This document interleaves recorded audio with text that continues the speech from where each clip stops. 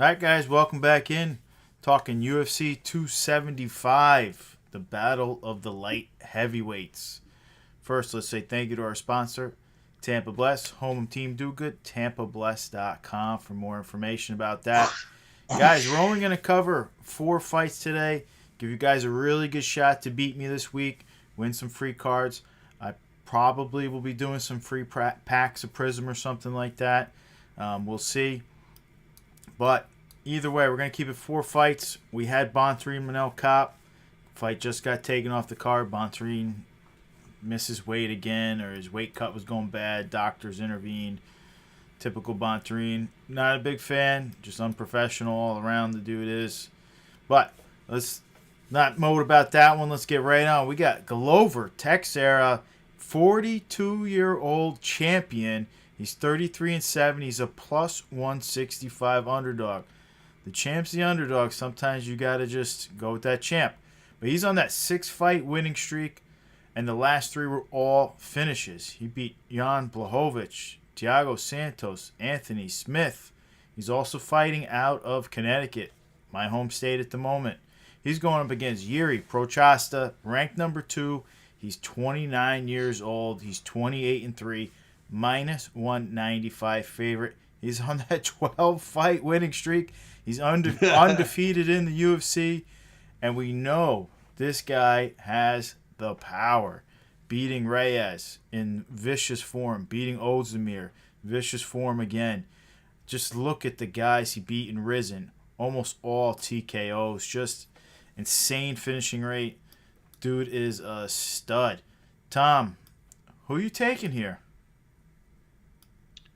Man, this is tough. Very tough. I mean, Yuri almost got finished himself. He got like a flash knockout and fell onto Dom's chest. Dominic almost finished Yuri before he was finished by Yuri. That was a hell of a fight. Logic would say you got to go with Yuri here, simply that he's been on such a streak. Yep. He's been on such a streak, and he's young, and he's a young gun, young buck coming up. But you know what? I gotta roll with Glover here, man. Out of Danbury, Connecticut, man. Gotta roll up, man. Yeah. You know the Danbury Mall, man. I gotta represent. So, Danbury, Connecticut. I'm going with Glover.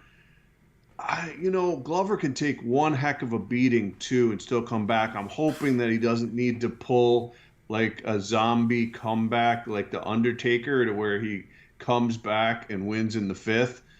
I hope that's not the case, just for his own health. I'm hoping for a 2nd-round finish. Second or third round. Submission?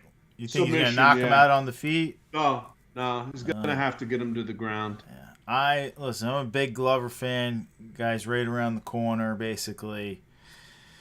There's too many positives. I'm liking Yuri here. He's got the chin, like you mentioned. He took Reyes' best shots. He took Ozdemir's best shots, and he walks forward.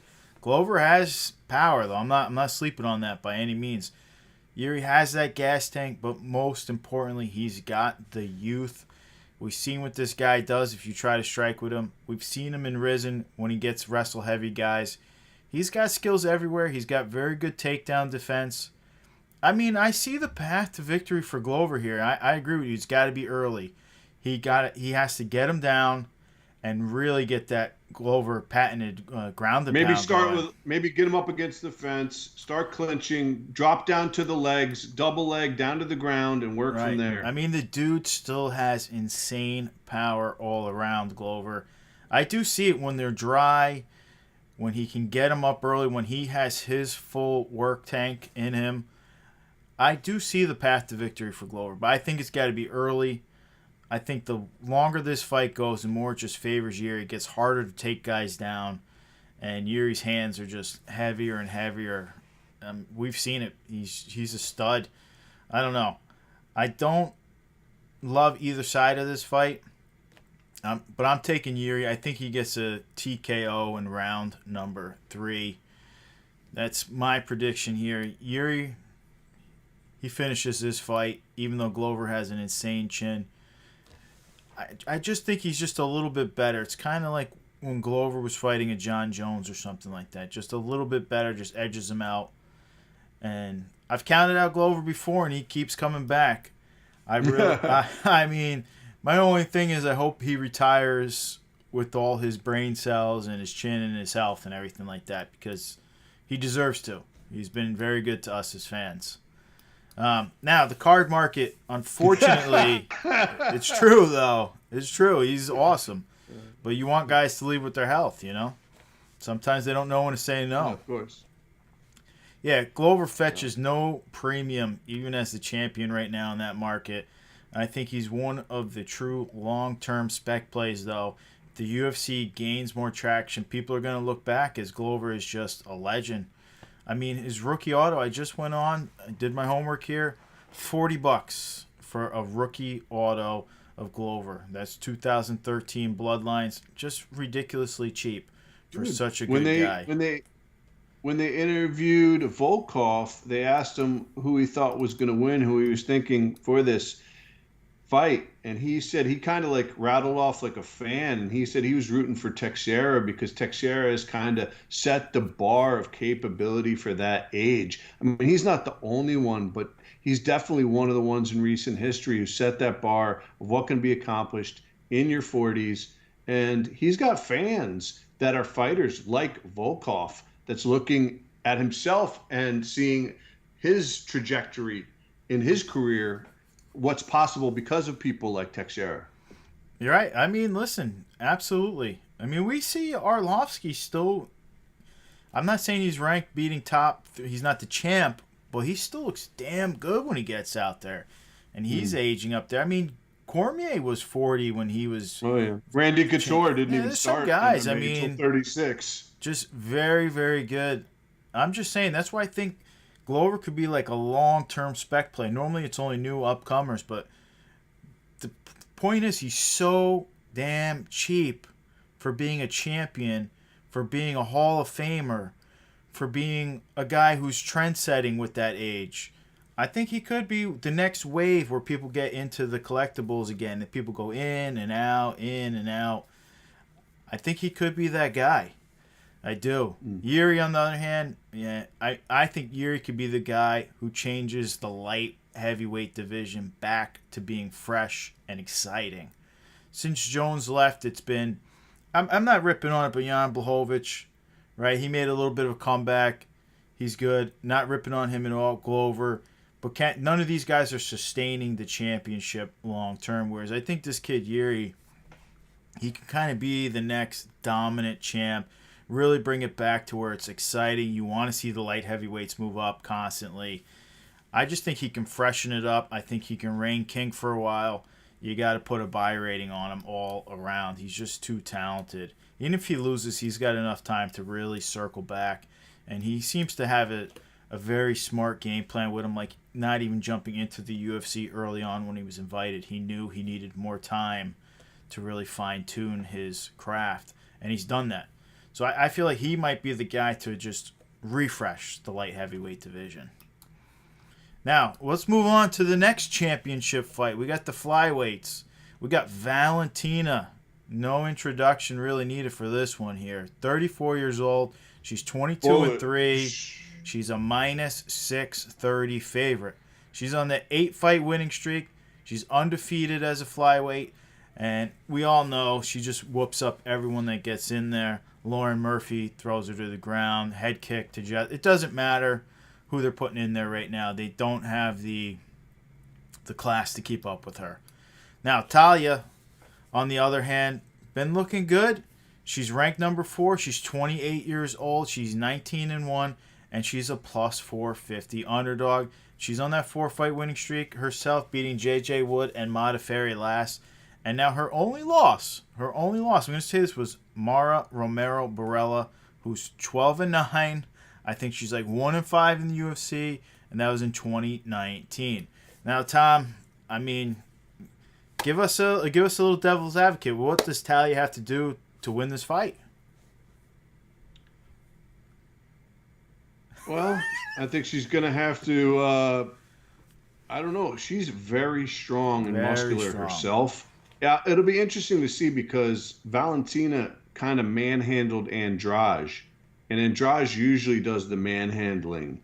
But she was manhandled by Valentina. Valentina's deceptively strong, and she's got great technique. It'll be interesting to see if they do get into a grapple, what will happen there, strength wise and technique wise. I think that's going to really come into play.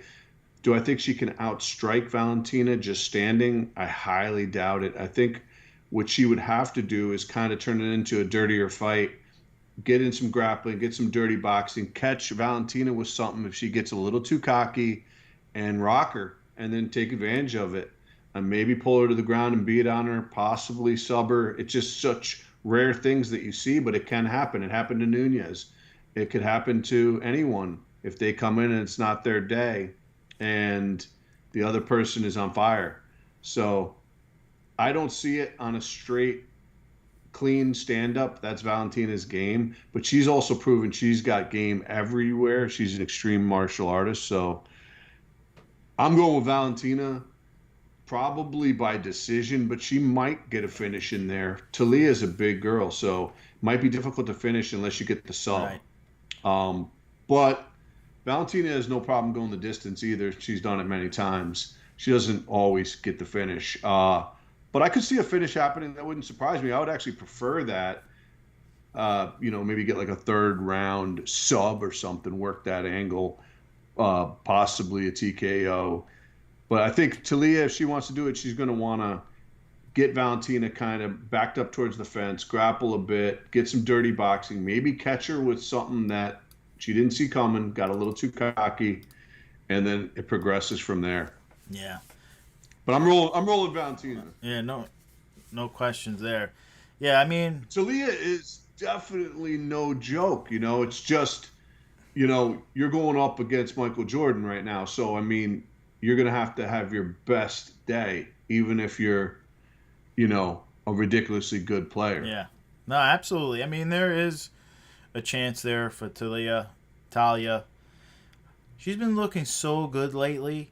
I was actually kind of in my mind the way UFC markets it, thinking like, oh, this is going to be a really good, really close fight. And then I started really digging into it. You guys know I like to do my homework. I like to rewatch some fights and stuff. And then I'm going through who she's fought, and it's really not that impressive. And a lot of it was a bunch of decisions. So at first I'm thinking she's got this really good shot. And now I'm kind of like, I really don't see it. I think Valentina domination continues. I think maybe she's going to go to the ground, show off some of her submission skills. We know she's got them. Like you said, she's an extreme martial artist. She has everything. The real thing for me was go back and watch Mara Romero Barella beat Talia. She has like a 500 record as a pro. I think she's like 12-9. And I think she's like 1-4 in the UFC. I don't care what year it was. You lost to one of like the worst martial artists in the UFC. You're not beating Valentina. It's just not going to happen. I mean, like I said, anyone could get lucky, but when you really go back and watch Talia, she looks so big and so strong against these other girls that are not ranked even in the top like that. Modafferi on her way out, very slow, just a durable girl. JJ Wood, we see what happens when she goes up against top contenders, just not really there. I just don't see it. At first I was seeing it, the marketing had me going. Now I'm just seeing Valentina dominating her. I'm watching Valentina getting called out by Julia Pena, saying she wants that one back because Valentina submitted Julia, thinking that she had no ground game. I'm just Valentina. There's not too much more to say there. Printed in 2017. That's a very small print run. That's the first year of Chrome. She's printed in museum. She's just a buy. She's potentially the greatest female of all time. And she's potentially one of the greatest martial artists of all time. Talia, she's not printed. I would say just hold off on Talia. We'll see how she looks here. Valentina has a way of beating these girls down so bad that they just don't bounce back up right away.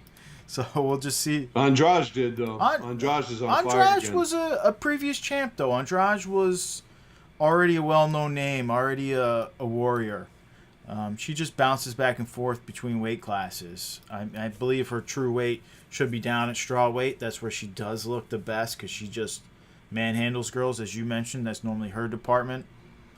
A little different there, but the rest of them they just don't really look the same after she beats them up. Valentina's just so good. All right, but let's. I mean, it's true though. She's undefeated since they opened this weight class up for her. Let's move right on to the straw She's looking weights. for that 7th ruby too. I think. Yeah, seventh she's defense. she's getting it. All right, we got Zhang Weili, ranked number 2. She's 32 years old. She's 21-3. She's the -160 favorite here.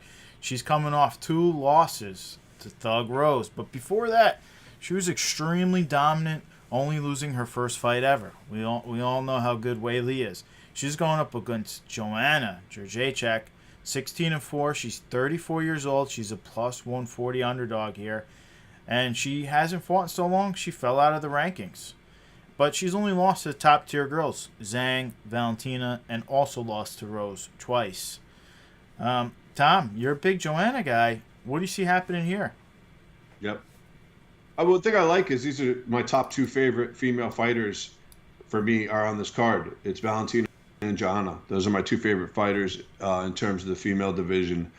Joanna, don't forget, I believe Joanna has, historically, 5 title defenses as well, which is in, I believe, the top 10 in UFC history, including men.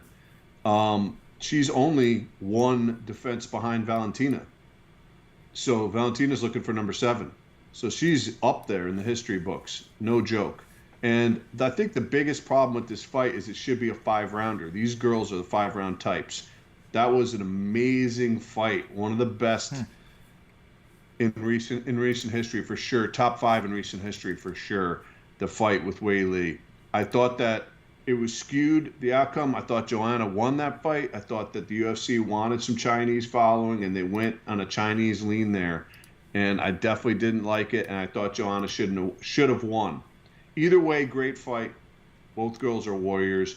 Joanna looked like she needed this time off because her head and face looked like she was came out of some movie makeup Frankenstein like, out there. Yeah, she was bad. She just got. Yeah, it was unbelievable. She kept going. But in a 3-rounder, it's tough because, you can't really sacrifice much. Otherwise, you could already be down on the cards, unless you're going to get a finish. But you know what? I'm rolling with Joanna, and I'm rolling with her by decision. I would love to see a finish. She almost never finishes, though. That's not her. Yeah, I don't know if that's going to really happen. But I'm hoping that she can pull out a 2-1. 3-0 would be great, but yeah, Weili's going to come out strong too. So, they got to definitely start. Especially Joanna's got to look to start early and get that first round. I mean, Joanna, she starts pretty fast. She's not a slow starter. I think this plays out similar to the first one, except if you listen to Weili, she's been training a ton of wrestling, and she says it would be a waste if she doesn't try to use her wrestling skills out there. Now, as a whole, Joanna's had great takedown defense. She's almost always on her feet. She's very skilled at that. So I think that's going to be a little battle there. We'll see how it grows. I also think that Weili is really growing as a martial artist, and I think that really favors her in this matchup. I like that she's taking her lessons from the losses from Rose. Like I said, she's in the Cejudo camp. She's not just training in China anymore. She's working on wrestling. She's working on different skill sets. It really favors when these can really extend all their skills to where they need to go. I mean, Joanna's not going to look to take this to the mat by any means, but if Weili gets it to the mat, she should have the advantage there. I'm going the opposite way. I think Weili gets it done. I think Weili finishes this very late in the fight.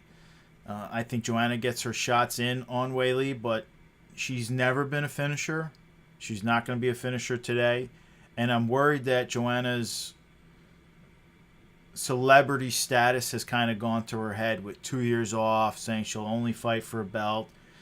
Now she's fighting the rematch here because they're basically saying you're not getting a belt shot.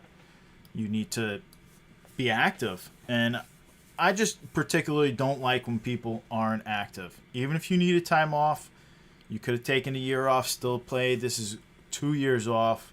And just trying to... I'm not a fan of that. Just looking on the outside. I get it. You want the money, and I'm a fan for you that you should get the money. I'm not against that, but you got to fight somebody to be the champ.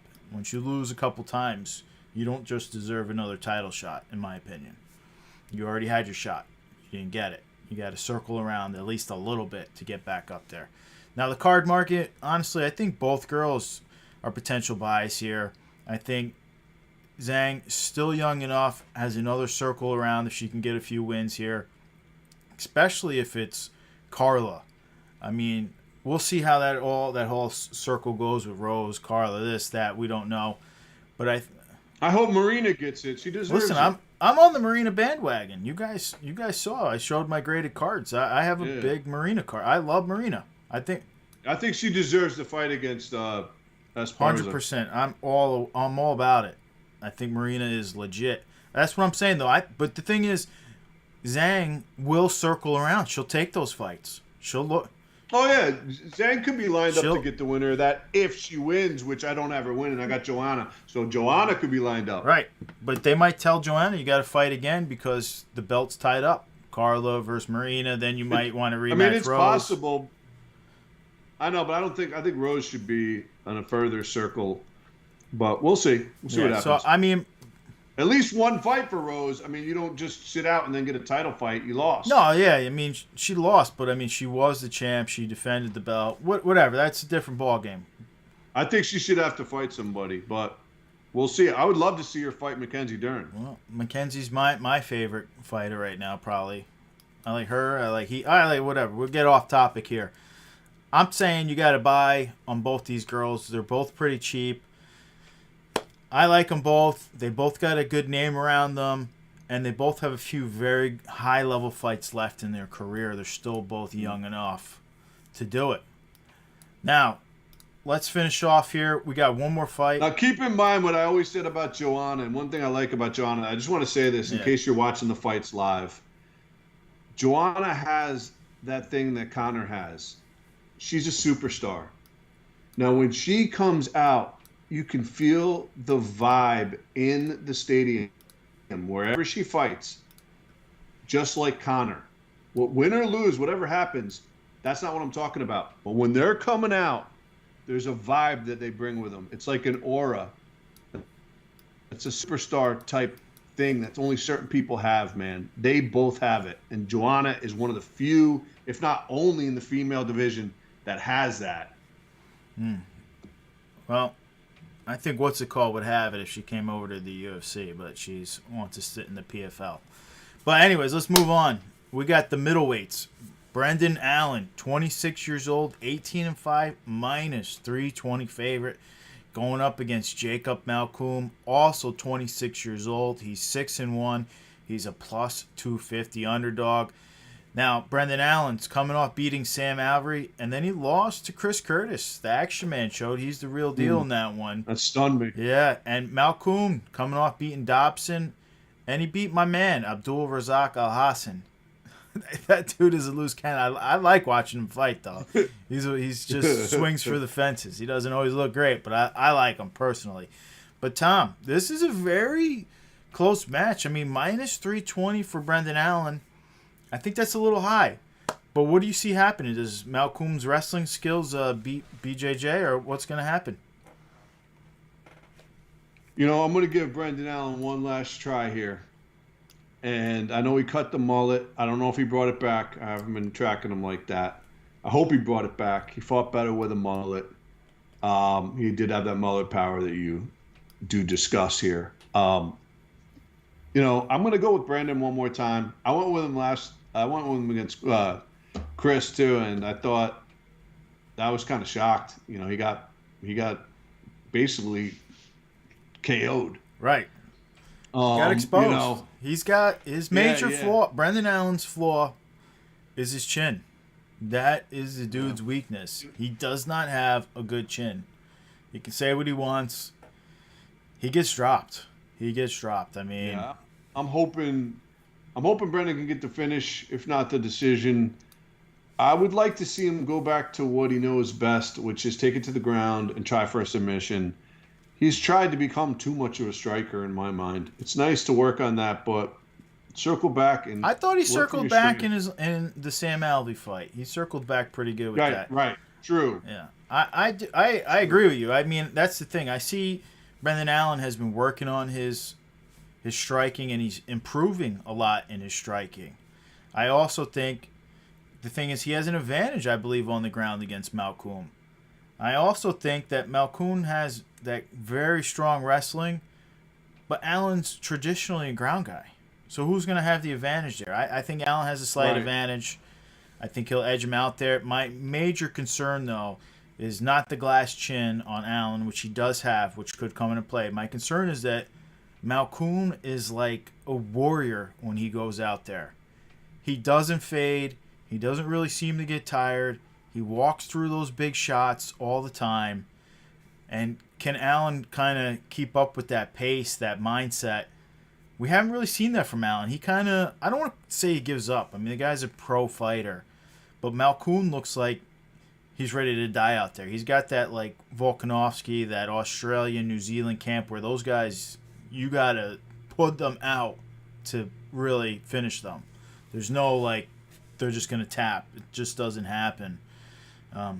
As I say that, watch he tap right away. But he's just so strong and just that come forward. He's aggressive. That's the only thing. I think Brendan Allen's got the advantage on the feet. I think he's got advantage in the clinch. I think he's got advantage on the ground.